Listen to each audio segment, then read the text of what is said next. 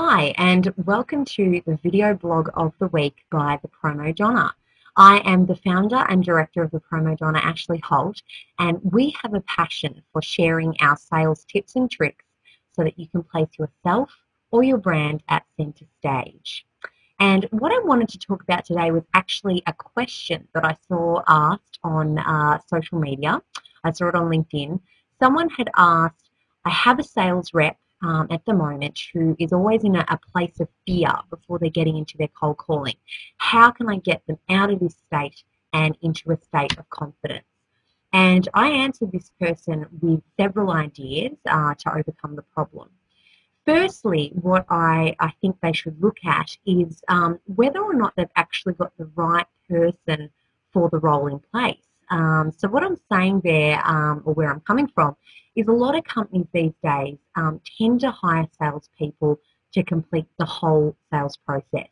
So they're required to do everything from cold calling, pre-qualification, information sending, right through to setting up the appointment, attending the appointment, writing proposals, doing follow-up. So really everything that is required for conversion.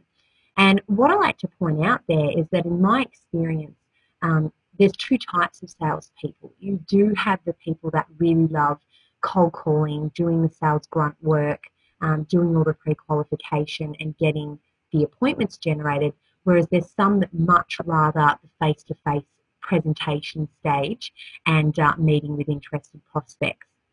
So I guess my advice there to that person asking the question is, really find out if you do have someone who loves the grunt work, because it may be that they're actually just someone who would rather meet face to face.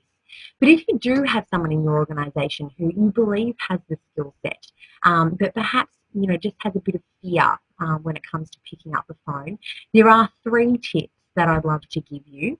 The first is it's really important to have planned dialogue. And when I'm saying that, I mean that you really have to know what your pitch is going to be. You also need to know the responses that your prospects are going to give you. So maybe write a list of some of the responses or objections you think you may need to handle, and just how you'll overcome those questions or objections as well. If you have planned dialogue, it's only going to increase your confidence, because you feel comfortable in knowing that you're very well prepared. Secondly, I do believe that you need a compelling message.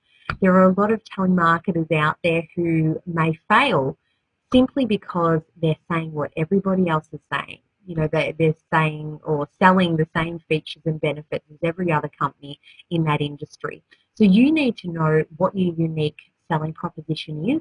You need to have a compelling offer that maybe they're experiencing in the marketplace at the moment. What are your prospects' points of pain at the moment, and what is your compelling reason to meet with you to help them overcome that? And lastly, it's all about mindset. A state of confidence can be achieved, but it depends on how you look at the situation. In my experience, a lot of people who cold call go into it thinking that they have to sell to someone. And the fact is, you're actually not selling in a sense. I always tell my team that their ultimate aim in a cold calling situation should be to create a great conversation, to actually identify whether the person is actually a great fit for you, whether they have a genuine need, and to help them.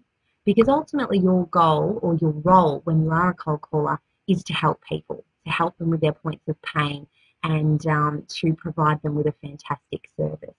So those 3 points should enable a sales rep to get into a state of confidence, and I hope that this has helped you or your team members, and happy cold calling.